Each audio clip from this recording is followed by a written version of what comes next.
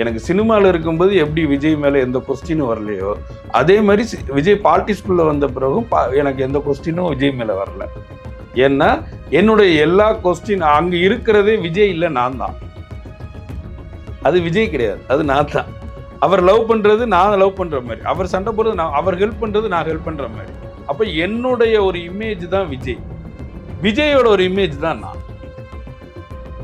இந்த emotion bonding வந்து cinema நடிகர்களுக்கு மட்டும்தான் கிடைக்கும். திரையில தான் வந்து அந்த பிம்பத்துக்குள்ள அடாப்ட் ஆக முடியும். அதை ஒரு திரைக்குள்ள நீங்க ஒரு கட்டடத்துக்குள்ள பார்த்த ஒரு படத்தை, ஒரு கற்பனை உலகத்தை நீங்க வெளியே வந்து அந்த இமேஜினரி வேர்ல்டுக்குள்ள உங்களால வாழ வைக்கிறது இந்த மாதிரி கலையால தான் முடியும். அதுல நடிகர்களுடைய இம்ப்ரெஷன் வந்து ரொம்ப ஜாஸ்தி. சார் வணக்கம். வணக்கம். இன்னைக்கு விஜய் பேச்சு எப்படி சார் இருந்தது? அதாவது விஜய் பேச்சு வந்து 2 விதங்களாக பார்க்குறேன். சில வரவேற்கத்தக்க விஷயங்கள் இருந்தது, சில திருத்திக்க வேண்டிய விஷயங்களும் அதில் நிறையா இருந்தது. வரவேற்கத்தக்க விஷயங்கள் நான் சொல்கிறது என்னென்னா, கூட்டணி குறித்து ஒரு இறுதியான நிலைப்பாடை வந்து விஜய் வந்து அறிவிச்சிட்டார்.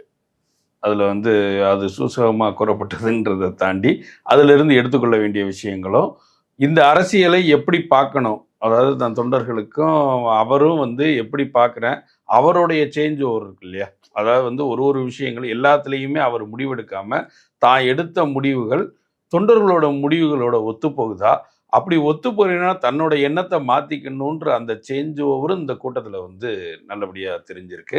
மாற்றிக்க வேண்டிய விஷயங்கள் என்னென்னா, அந்த கரூர் சம்பவத்தை ஒட்டி அந்த 41 உயிர்களுக்கான ஒரு இதை வந்து ஒரு மௌன அஞ்சலியோ ஏதோ ஒன்று வந்து இந்த கூட்டத்தில் முதல்ல செஞ்சுருக்கணும். அது மிஸ் ஆகியிருந்தது.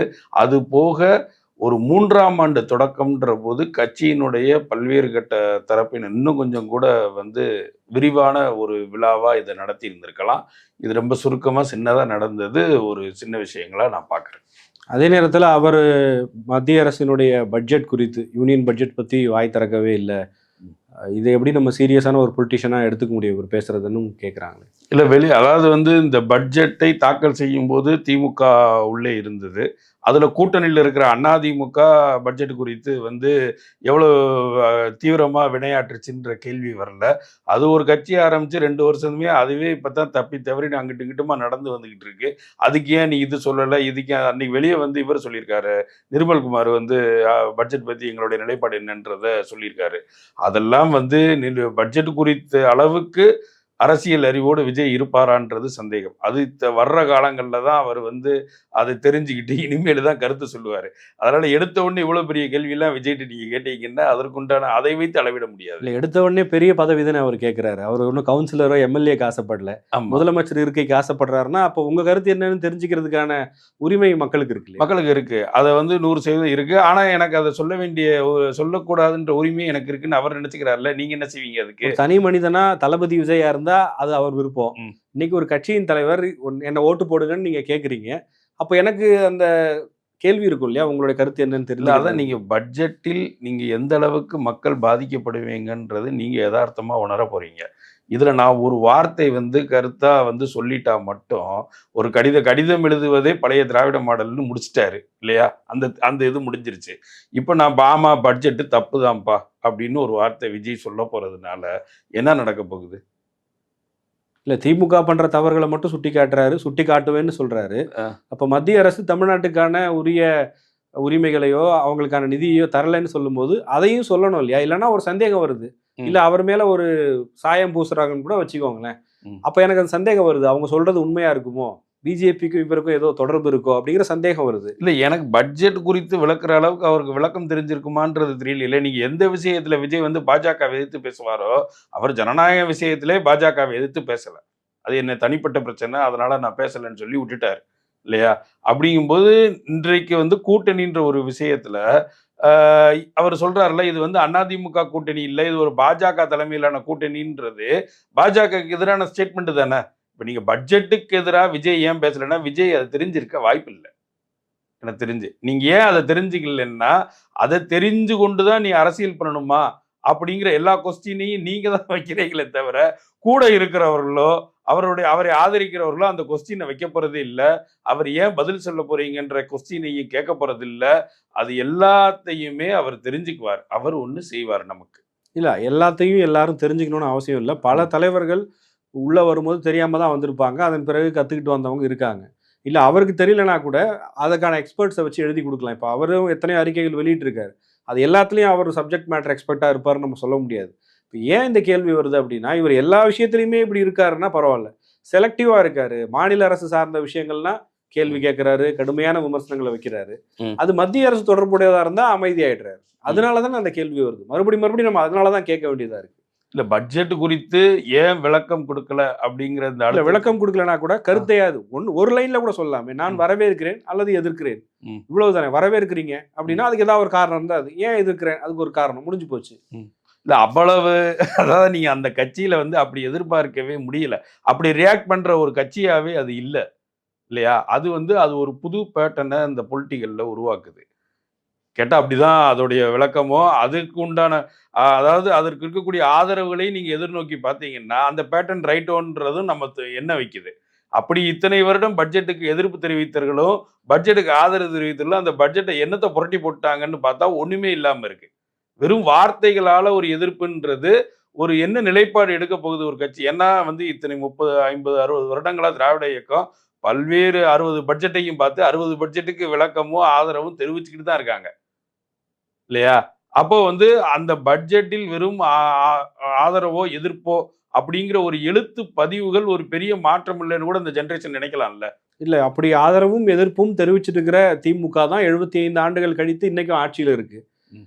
அதிமுகவும் ஆட்சியில இருக்கு. இல்ல அதுதான் ஆதரவு கருத்து சொல்லாதவர்கள் காணாம போயிட்டாங்களே. இல்ல எத்தனை அந்த நடிகர்கள் வந்தாங்க, காணாம போனாங்க. அந்த முறை தான் எங்களுக்கு இதா இருக்குன்னு தோன்றாங்கன்னு சொல்றேன். நீங்க 60, 70 வருடமா வெறும் வந்து எதிர்ப்புன்ற ஒரு விஷயத்தை அடையாளமாக மட்டுமே பதிவு செஞ்சு கடைசி அதற்குண்டான எந்த செயல்பாடுகளும் இல்லாம இருக்கீங்கன்றது தானே. கடைசி வரைக்கும் ஒப்பாரியாவே தான் இருக்குது.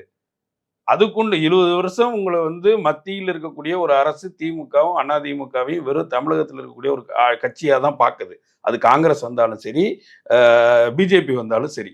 எதுவா இருந்தாலும் மத்தியிலிருந்து டெல்லியிலிருந்து கொடுக்கக்கூடிய அழுத்தம் தமிழ்நாட்டுக்குன்றது ஒண்ணுதான். இங்க வேற மாற்றம் இல்லைன்னு தானே 2 பேரும் சொல்றீங்க. அப்போ 60, 70 பட்ஜெட்டுகளை நீங்களும் தாண்டி தான் வந்திருக்கீங்க. இந்த 60, 70 பட்ஜெட்டுக்கு எதிரான மிகப்பெரிய மக்கள் போராட்டம்னு என்ன இருந்திருக்கு திராவிட இயக்கத்தோடது? பட்ஜெட்டை மக்களிடம் போட்டாங்க. எங்களுக்கு இது போட்டு நீங்க அங்க வரி போட்டீங்களா? நாங்க இங்க போட்டுறோம். இங்க போட்டீங்களா? நாங்க இதை ஏற்றுக்கொள்ள முடியாது.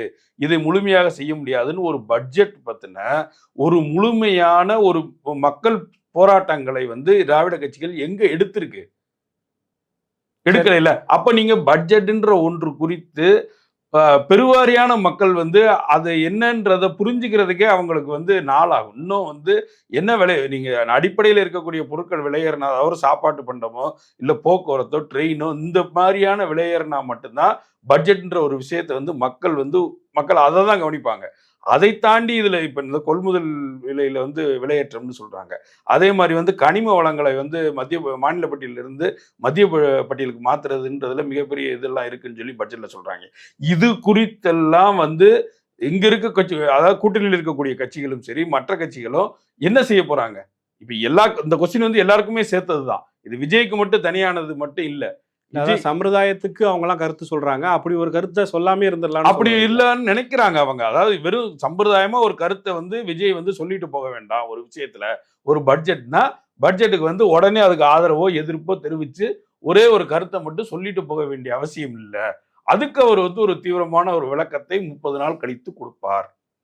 சரி. நான் என்ன கேட்கிறேன்னா, இப்போ பொதுமக்கள் மத்தியில விஜய் பேசாமல் இருந்தே, கருத்து சொல்லாமல் இருந்தே அவருக்கு ஒரு ஆதரவு தளம் உருவாகிருச்சு. ம். அப்படி ஒரு ஆதரவு இருக்கும்போது, இதெல்லாம் பேசி நான் வந்து எதையும் பண்ண போறதில்ல.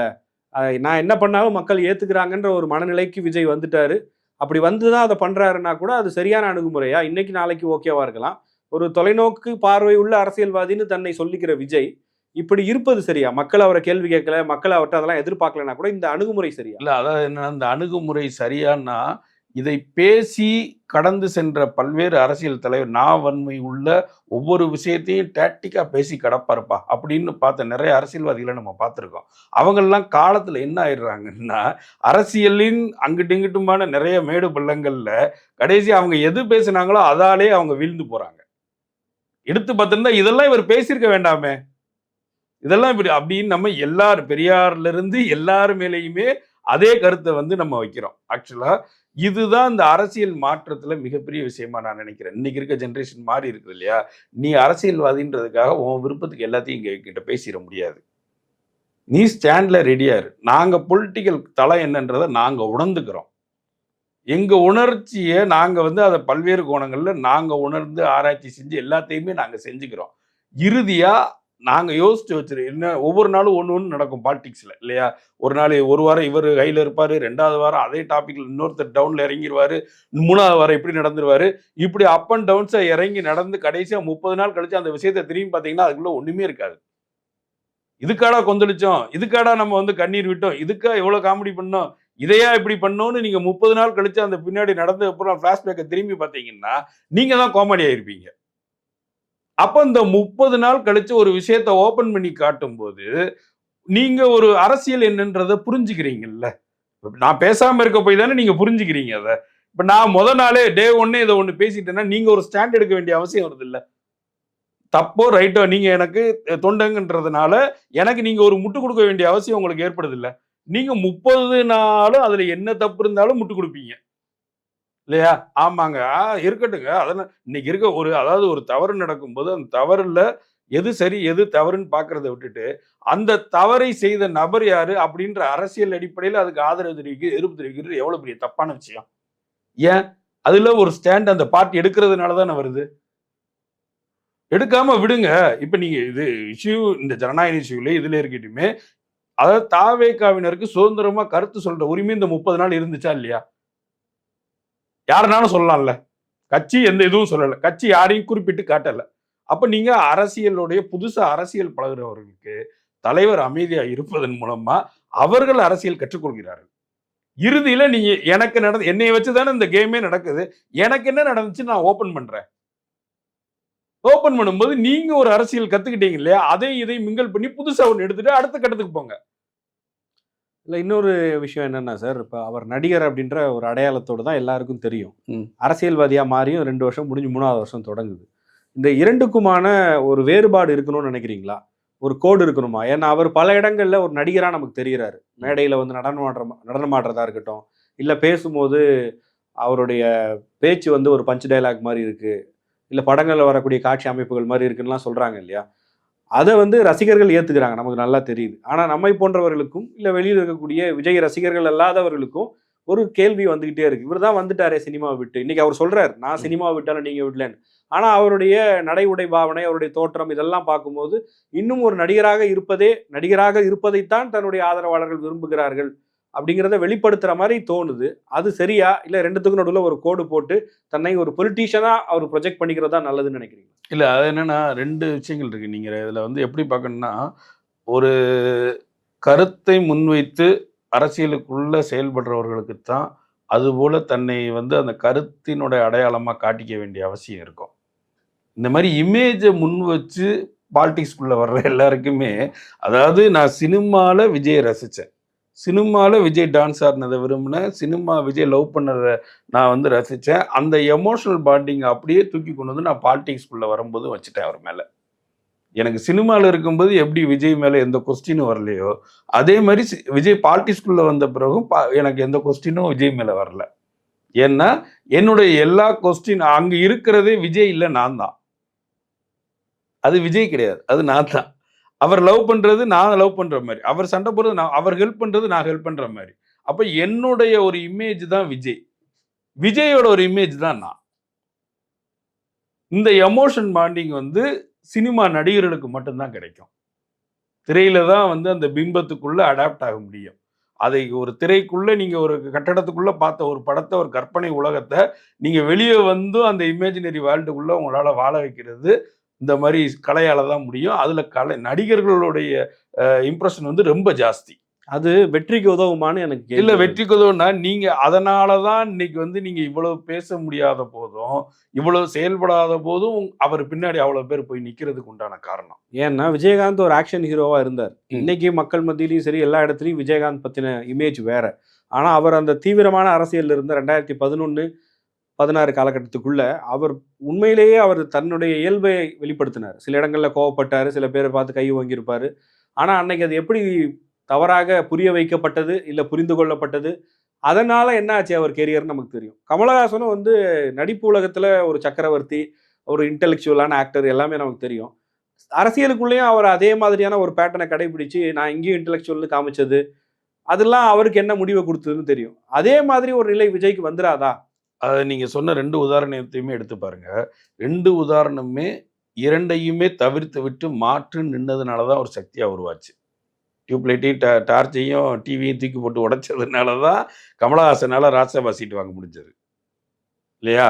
எடுத்த உடனே நீங்க வந்து உதயநிதி படத்த பார்த்த மாரி வீடியோ போட்டிருந்தீங்கன்னா, இன்னைக்கு ராஜ்சபா எம்பி ஆயிருப்பீங்களா? எடுத்த உடனே டார்ச் லைட்டையும் டிவியும் தூக்கி போட்டு உடைக்க போய் தானே நீங்க வந்து இன்னைக்கு ராஜ்சபா எம்பி ஆகுறீங்க. அதே போல தான் விஜயகாந்தும். மாற்றுன்ற ஒன்றை எல்லா காலகட்டத்திலும் விரும்புகின்ற மக்கள் இருந்துகிட்டே தான் இருப்பாங்க. அவங்களுக்கு ரெகுலரா நம்ம பார்த்து பழகிய அரசியலில் இருந்து ஒரு மாற்று வேணும்னு விஜயகாந்த் காலத்திலேயும் நினைச்சாங்க. அதற்கு அவரு பல்வேறு முன்கோபியா இருக்கலாம், சில விஷயங்கள சொல்லலாம், அத சொல்லலாம், இது எல்லாத்தையும் சகிச்சுக்கிட்டு தானே எதிர்க்கட்சி தலைவரானாரு. இது எல்லாத்தையும் ஏத்துக்கிட்டாங்கல்ல. அதுவரைக்கும் இருந்த அதாவது நான் வன்மை மிக்க கலைஞர் இருந்தாரு. எழுத்து, பேச்சு எல்லாத்துலயுமே முத்தமிழ்லயுமே வித்தகர் அவரு. அப்படிப்பட்ட ஒருத்தர் வந்து இருக்கும்போது விஜயகாந்த் உள்ள வர்றாரு. ஜெயலலிதான்ற ஒருத்தர் இருக்காங்க. அப்போ அன்னைக்கு பாலிடிக்ஸ்ல இருந்த எல்லாருமே அந்த கடந்த பாலிடிக்ஸினுடைய நீட்சிகள் எல்லாருமே வந்து நல்ல உடல் ஆரோக்கியத்தோடையும் பேச்சு திறனோடையும் அரசியலை வந்து ஆரோக்கியமா கொண்டு போய்கிட்டு இருந்த காலத்துல விஜயகாந்த் வந்து பேசின பேச்சு எல்லாமே என்னதுன்னா இயல்பான பேச்சுக்கள். அந்த பேட்டர்னே இருக்காது. அந்த பொலிட்டிக்கல் பேட்டர்னே இருக்காது. அப்போ அந்த பொலிட்டிக்கல் பேட்டர்னை வச்சே நீங்க அவர் கேரக்டரை அசாசினேஷன் பண்ணாங்க. இவர் அதுவா இதுவான்னு சொல்லி அசாசினேஷன் பண்ணாங்க. அதையும் மீறி அவர் ஓட்டு வாங்கினாரு இல்லையா? அப்ப இன்னைக்கே நம்ம வந்து நமக்கு விஜய் பேசாதது இன்னைக்கு இவ்வளவு இருக்குதுன்னா, இன்னைக்கு இருக்கிற லீடர்கள் எடுத்துக்கோங்க. விஜய் கூட இருக்கக்கூடிய லீடர்கள்னு எடுத்துக்கக்கூடிய கேட்டகரியில இருக்க எல்லாருமே அதே கேட்டகரி தான். இதுலயே ஓன் டிராமா கம்பெனி வந்து நாம் டம்ளர் மட்டும்தான். மத்த எல்லாருமே டயலாக் எழுதி கொடுத்த கம்பெனிகள் தான். இல்லையா? அவர் சொந்தமா இயல்புல இருந்து பேசக்கூடிய ஒருத்தர் தானே. மத்த எல்லாருமே பேப்பர் வச்சு தானே படிக்கிறாங்க. அப்படி பார்த்தோம்னா, அன்னைக்கு இருந்த பீரியட்ல இத விட வந்து பொலிட்டிக்கலா வந்து பாயிண்ட் அவுட்டா பேசக்கூடிய ஆட்கள் இருந்த காலத்திலே, விஜயகாந்த் வந்து ஒரு தலைவரா வந்தாருன்னா, அந்த மாற்றத்தை விரும்பின மக்கள் இருந்தாங்க. இல்ல அவங்க என்னுடைய அந்த பேட்டர்ன வந்து நீ எப்படினாலும் பாலிடிக்ஸ் பண்ணிக்கோ. நீ எப்படினாலும் என்னனாலும் செஞ்சுக்கோ. ஆனா மாற்றுன்ற ஒன்றுக்கு அடையாளமா நீ வந்து நிக்கிற. அது அதுக்கு இவங்களுடைய வளர்ச்சியில் இருந்த சாதகங்களை நீங்க சொல்றீங்க. ம். விஜயகாந்த் வளர்ச்சியை பத்தி பேசுற அதே நேரத்துல அவருடைய வீழ்ச்சின்னு ஒண்ணு வந்துச்சு இல்லையா? ம். அதனுடைய தொடக்க புள்ளி அப்படிங்கிறது அவர் ஒரு நடிகனாக எப்படி இருந்தாரோ, அவர் தனிப்பட்ட முறையில எப்படி இருக்காரோ, அதை அப்படியே வந்து அங்க பண்ணும்போது வேறு விதமா புரிந்து கொள்ளப்பட்டது. இல்ல அவர ஒரு மாரி நரேட்டிவ் செட் பண்ணி பண்ணாங்க. என்ன வேணாலும் நம்ம சொல்லலாம் இன்னைக்கு. அந்த மாதிரியான ஒரு நிலை விஜய்க்கு வருமா? வந்துருமோ? அப்படின்ற கவலை அவருடைய இல்ல ஆதரவாளர்களுக்கு கூட நீங்க வரலாம் இல்லையா? விஜயகாந்தினுடைய வீழ்ச்சி மக்கள் நல கூட்டணி தான். அதாவது கூட்டணியால தான் வீழ்ந்தாரு.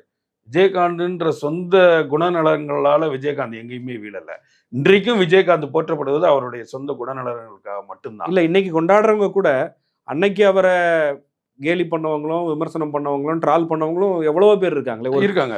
ரொம்ப லேட்டர் ஸ்டேஜ்ல தான் அவர் மேல ஒரு காலம் தீவிரமான கடந்து ஒரு அந்த புரிதல் வந்து ஏற்றுக்கொள்ளப்பட்டுச்சு. அவங்கள வந்து அன்னைக்கு நம்ம வந்து தேவையில்லாம விஜயகாந்த் இப்படி கோவப்பட்டாரே, வச்சுட்டாரு. ஏன்னா, அன்னைக்கு இருந்த அரசியல் பேட்டர்ன்ல ஒன்றை மாற்றி விஜயகாந்த் பேசும்போது, அவர் தனியாவும், தவறாவும் தெரிஞ்சாரு. அதே தான் நான் இன்னைக்கும் சொல்றேன்.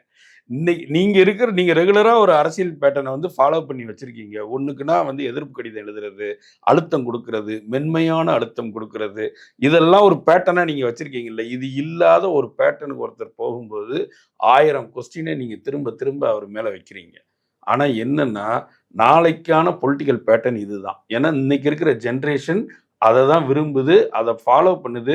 இத பூரா வந்து நீங்க சும்மா ஒரு அரசியல் நாடகத்துக்காக நீங்க செய்யக்கூடிய விஷயங்கள்ன்றது, அவங்க இத்தன வருஷத்துல பார்த்து அனுபவப்பட்ட அனுபவத்தின் அடிப்படையில தான் இதுக்குள்ள போறாங்க. இதெல்லாம் அவங்க பண்ணி நாங்க பார்த்துட்டோம். அதையே நீ பார்த்துட்டோம். பண்ணாதன்னு அத மக்கள் பண்ணாதீங்க. அது எங்களுக்கு அது வேண்டாம். வேற ஏதாவது ஆக்கப்பூர்வமா செய்யுங்க. நீங்க இங்கனக்குள்ள இன்னைக்கு எதிர்ப்பறிக்கை விடுறதுனால ஒண்ணும் நடக்க போறதில்ல. வேற எந்த வழியில நீங்க மத்திய அரச வந்து இது பண்ண முடியும்? இந்த பட்ஜெட்ட இதுல நீங்க வந்து உங்களுக்கு சில இது இருக்கு. அதுக்குள்ள எதையாவது ஒண்ண குறைச்சுக்கலாமா? இன்னைக்கு இருக்க பேட்டர்ன அப்படியே கன்டின்யூ பண்ணலாம். இப்படிதான் ஒரு அரசுகள் வந்து என்னென்ன ஆக்கப்பூர்வமா செயல்பட நீங்க அமைதியா இருக்கணும்ன்றதுனால ஒரு மக்கள் வந்து நீ எனக்கு பதில் சொல்லலைன்னா கூட பரவால்ல. ஆனா அந்த விஷயத்துல நீ என்ன செய்ய போறன்றத உங்கள ஆழமா உற்று நோக்கிட்டே இருப்பாங்கல்ல. நீங்க முதல்லயே உங்க ஸ்டாண்ட சொல்லிட்டீங்கன்னா, எங்க கையில எதுவும் இல்லப்பா. அவங்க குடுத்தாங்க நான் குடுக்கல. அவங்க வரல, நாங்க செய்யல, அங்க இருக்க போட்டிருக்கேன், இதுல இப்படி இருக்கு, இப்படியே எத்தனை காலத்துக்கு தான் உருட்டிக்கிட்டே இருக்கிறது அங்கிட்டு இங்கிட்டுமா. அப்போ எனக்கு என்னன்னா, இது ஒரு அரசியல் சேஞ்ச். இத வந்து நம்ம புரிஞ்சுக்கணும் முதல்ல. ஒரு ஜெனரேஷன் ஒரு ஓவராலா அரசியல்ல இருக்கக்கூடிய எல்லா வழிமுறைகளும் மாறி வேணும்னு நினைக்கிறாங்க. அந்த மாற்றத்தை புரிந்து கொள்ளக்கூடிய, அதாவது என்னன்னா, விஜய் வந்து அதை கொஞ்சம் கொஞ்சமா புரிஞ்சுக்கிறாரு. அதாவது கூட்டணி 2 1½ வருடத்துக்கு முன்பே வந்து ஆட்சியிலும் பங்கு, அதிகாரத்திலும் பங்குன்னு சொல்லியாச்சு. சொன்னா எதற்காக சொல்லப்பட்டதுன்னா, கூட்டணிக்காகத்தான் சொல்லப்பட்டது. மீண்டும் வந்து தேர்தல் நெருங்க நெருங்க அந்த கட்சியினுடைய காங்கிரஸ் அதை நெருங்குது, அதிமுக முதல்ல நெருங்குதுன்ற வரைக்குமே வந்து எந்த விதமான இன்றைக்கு கொடுக்கப்பட்ட தீர்மானமான பதில் போல எதுவும் இல்ல. ஆனா அந்த தொண்டர்கள் அந்த கூட்டணியை விரும்பலன்றத விஜய் உணர்ந்துகிறாரு. நம்ம வந்து இந்த பேட்டர்னே இந்த நமக்கு பின்னாடி இருக்கக்கூடிய மொத்த கூட்டமும் நம்ம தனிச்சு நிக்கிறத தான் விரும்புது. ஏன்னா இந்த அரசியலை வெறுத்து தான் நம்ம பின்னாடியே வந்திருக்காங்க. இவங்க ஒவ்வொன்று அரசியல்ன்ற பேர்ல ஒவ்வொரு முறையும் நம்மளை ஏமாற்றி ஏமாற்றி ஏமாற்றி கடைசியா ஒரு எட்ஜுக்கு கொண்டு வந்து தள்ளிட்டீங்க. இப்ப இதுல இருந்து ஒரு மாற்றம் தேவைன்னு நாங்க விரும்புறோம். அந்த மாற்றம் தேவைக்கான அடையாளமா நாங்க உங்களை கொண்டு வந்து நிப்பாட்டுறோம்.